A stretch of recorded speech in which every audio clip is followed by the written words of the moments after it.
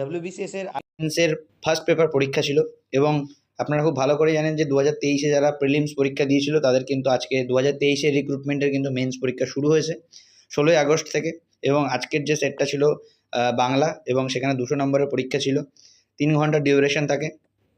তো Bengali letter writing, drafting of report, precis writing এবং composition and translation এগুলো থাকে। তো আমরা একবার জাস্ট এক ঝলক দেখে নিই, কারণ আগামী দিন আপনারা যারা WBCS এর পরীক্ষা দেবেন আপনাদের অবশ্যই কিন্তু মেন্সের ওপর টার্গেট করতে হবে বিশেষ করে, কারণ প্রিলিমসটা আপনারা পাস করার পরেই কিন্তু মেইন যে পরীক্ষাটা সেটাই কিন্তু মেইন।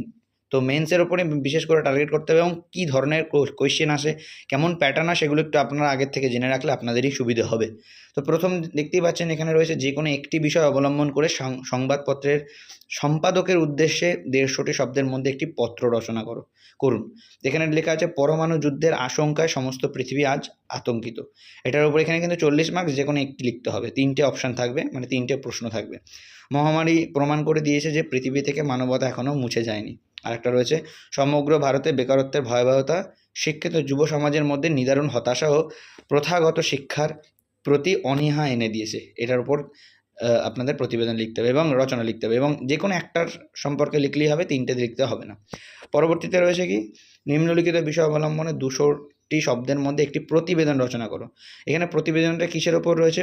উগ্র প্রাদেশিকতা, ভারতের সামগ্রিক উন্নতির অন্যতম প্রধান অন্তরায়। এই যে টপিকটা দেখতে পাচ্ছেন, এই যে 40 নম্বর, এখানে একটাই আপনারা প্রশ্ন পাবেন, এবং এই টপিকটা খানিকটা যারা IAS IPS পরীক্ষা দেন, অর্থাৎ UPSC যারা পরীক্ষা দেন, তারা খুব ভালো করে এই সমস্ত টপিকগুলো হয়তো পরিচিত থাকবেন। কেন?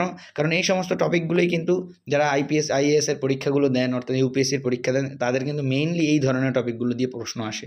তো WBCS যেহেতু সেই ধরনেরই আমাদের রাজ্যের ওটা IPS IAS লেভেলের পরীক্ষা, অর্থাৎ আমাদের UPSC লেভেলের পরীক্ষা আমাদের রাজ্যের ওটা বলতেই পারি। তো সেই রকমই কিন্তু একটা প্রশ্নের মান এখানে দেখতে পাচ্ছি। 3 নম্বর প্রশ্ন, অণুবীক্ষণ নামে এক রকমের যন্ত্র আছে, এটাকে কী করতে বলেছে? সারসংক্ষেপ, অর্থাৎ যেটাকে আমরা ওই প্রেসি বলি, শর্ট করতে হয় যেটাকে বলা হয়, সারসংক্ষেপ করুন এবং একটি উপযুক্ত শীর্ষ নাম দিন, মানে একটা হেডিং দিতে হবে, টাইটেল, এবং তার এটা প্রেসি করতে হবে। এটাই হচ্ছে সারসংক্ষেপ, বিষয়বস্তু আর কি। আর তারপর রয়েছে গদ্যাংশটি অবলম্বন করে নিম্নলিখিত প্রশ্নগুলোর উত্তর দিন। মানে এই গদ্যাংশটি অবলম্বন করে এই গদ্যাংশটি পড়তে হবে, পড়ার পরে এখান থেকে যে সমস্ত কোয়েশ্চেনগুলো এখানে দেওয়া রয়েছে সেই কোয়েশ্চেনগুলোকে আপনাকে উত্তর সঠিকভাবে করতে হবে, এবং এটা খুব সহজ হয়। এটা মোটামুটি যাদের রিডিং স্পিড বেশি আছে তারা অটোমেটিক্যালি এটা খুব তাড়াতাড়ি পড়ে আনসারগুলো করে ফেলতে পারে। তারপরে রয়েছে কি, নিম্নলিখিত যে কোনো একটি বিষয়ের বাংলা অনুবাদ করুন। তাহলে এখানে দুটো অপশান রয়েছে, একটা ক একটা খ, এই যে কোনো দুটোর মধ্যে একটা আপনাকে ট্রান্সলেট করতে হবে, এবং খুব একটা সহজ দেয় না এবং খুব একটা কঠিনও দেয় না। মোটামুটি যাদের ইংলিশে একটু দখল আছে তারা কিন্তু ট্রান্সলেশনটা করতে পারে। তবে শব্দ চয়নগুলো খুব ভালোভাবে পুঙ্খানুপুঙ্খ করতে হয়, তবেই ভালো মার্কস পাওয়া যায়। তবে আজকের যে প্রশ্নটা হয়েছে নো ডাউট খুব একটা খারাপ নয়, আর খুব হাইফাই টাফও নয়, মোটামুটি করার মতো একটা পেপার রয়েছে। পেপার 1 আজকে হলো। অবশ্যই নেক্সট দিনের যখনই পেপার আমরা পেয়ে যাবো আপনাদেরকে শেয়ার করে দেবো এই চ্যানেলের মাধ্যমে। WBCS রিলেটেড সমস্ত তথ্য আপনারা এই চ্যানেলে পাবেন। অবশ্যই মনে করে চ্যানেলটা সাবস্ক্রাইব করে রাখবেন, বেল আইকনটা অল করে রাখবেন। দেখা হচ্ছে নেক্সট ভিডিওতে। সবাই ভালো থাকবেন। জয় হিন্দ।